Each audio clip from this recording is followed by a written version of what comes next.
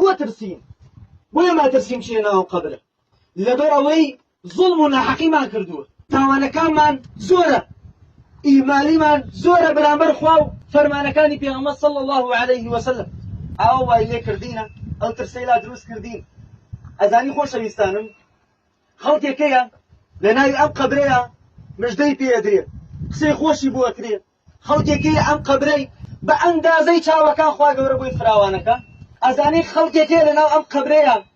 حزكا بيت دشتو بجدتها باتك من وضع باشا خوا رحمي فيه كردم وجعلني من المكرمين تولي يسايا بلسي خوتا أتوانيت أو آيات شمولي توش بكا جا خوش ويستانم والله بيويستكات بو أم قبربان بو أم معلمان ماندوبي بو الروشناي كينو خوش ويستانم سي حالي ما هفرت بكن تماشي كان توني خول كرياباني وكم منو تو أجياوش منالي بو حالي بو بلام ساعتێک هات کەوتە ناوم قەبرە خۆشەویستانم ساعتێکی شتێکە من و تۆ نایزانین ئەدێنە ناو ئەم قەبرە وەڵڵاهی ئەگەر بەکردەوە چاکەکانمان ڕۆشنی نەکەین و ڕۆژن نابێ ناحەوینەوە تێرە ماڵێک تۆ لە دنیایە 50 ساڵت ڕاکەڕاکەی بووەکەی تا تێیە حەویتە و دانیشیت چەندێ ماندووبوونی گەرەک ماڵی قەبر ماڵی ئاخیرەت 50,000 ساڵی قیامەت بهشتك ما ونبع ساني ورمان قرتوا في غمص صلى الله عليه وسلم فرميه حفت بالمكاره بهش دود راو ناراحتي ما لبرخوات اشتوه صبر ما قرتوا لسر طاعة عبادتك او اندتو يشو ما بوخو ما كو كردتو لنا ام قبريات توزي دون وهي ما هبي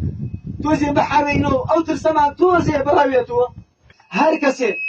لدنيا نترسي الاخوة خوا ليلة يترسيني هر کسی لدنیا محاسبه خوی نکا لیلا محاسبه کری لدنیا محاسبه خود کی کس نپرسینوات لگوان نکا بس لیلا فریا نکا لی محاسبه خود کی راست و خو سزای بدوایه هیچ هەڵبژاردەیەکی کی لگلانی او زوانی که یسا بدستی خو معنا اتوانی خیری پی بڵین و شری پی بڵین لناو قبرەکەیە بدستی خو مانی لناوی قبرەکەیە کە لە ئێسا هەمە پرسیارەکان ئەزانی بەڵام هەرە و خوایەیە لەناو قبرەکەیە فەگیەخە هەمووتان ئێستا ئەتوانن بێژن الله ربي محمد النبي والإسلام ديني بەڵام لەناو قبرەکەیە ئەگەر خوا موفقت نەکە ئەگەر خوا ڕەحمە پێ نەکە ئەگەر کردەوە چاکەکان دەورت نەدەن ناتوانێم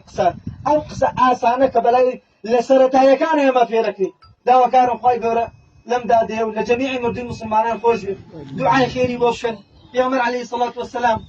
لكناري قبري صحابي راوساه فرمي اسألوا لأخيكم الثبات فإنه الآن يسأل دعاء خيري بوبكن ليسا برساري ليكبير داوا كارم خواهي قورا لم داده لجميع مردين مسلمان خوش آمين آمين وصلى الله وسلم على محمد وعلى آله وصحبه أجمعين.